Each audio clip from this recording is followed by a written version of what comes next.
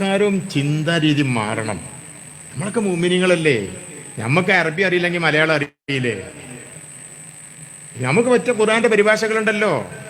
ഇപ്പൊ ഞങ്ങൾ വാഫി കോഴ്സിന്റെ PG ഘട്ടത്തില് പച്ച മലയാളത്തിൽ KV മുഹമ്മദ് ഷെയ്ഖുന KV ഉസ്താദ് അവർകൾ, KV കുറ്റനാട് എന്ന് പറയുന്ന വാക്സിലുള്ളവർക്ക് അറിയാം. മൂപ്പര മലയാളം തഫ്സീർ സിലബസിലുണ്ട്. അതിവിടെ അങ്ങാടി പോയി കാശ് കൊടുത്താൽ കിട്ടും, ചെറിയ പൈസ ഉള്ളൂ. ഒരു മുഅ്മിനാകുമ്പോൾ ഖുർആന് ആദ്യം മുതൽ അവസാനം വരെ ഓതുക മാത്രമല്ല, ഓതണം, ഇത് നിർബന്ധമാണ്. അതിൻ്റെ പുറമെ അത് മനസ്സിലാക്കും കൂടി വേണം. അപ്പം അത് ഉസ്താദെ മലയാളത്തിൽ എങ്ങനെ? മലയാളത്തിൽ പറ്റും.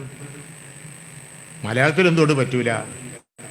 ലോകത്തുള്ള ആളുകൾക്ക് മുഴുവനുള്ളല്ലേ ഇത് ഖുർആന്. അപ്പം ലോകത്തുള്ള ഇംഗ്ലീഷുകാർക്കും ഫ്രഞ്ചുകാർക്കും ജപ്പാൻകാർക്കും എല്ലാവർക്കും ഉള്ളതാണ് ഖുർആൻ. മലയാളക്കാർക്ക് മാത്രമല്ല എങ്ങനെ വരിക? അങ്ങനെ മലയാളക്കാരത് വായിച്ച് മനസ്സിലാക്കുന്നതുകൊണ്ടല്ലേ സമസ്ത കേരള ജമിയത്തുൽ ഉലമയുടെ ദീർഘകാല സെക്രട്ടറി ആയിട്ട് പ്രവർത്തിച്ച ഷെയ്ഖുന KV ഉസ്താദ് മലയാളത്തിലാക്കിയത്, നമ്മളൊക്കെ അത് സിലബസിൽ ഉൾപ്പെടുത്തിയത്.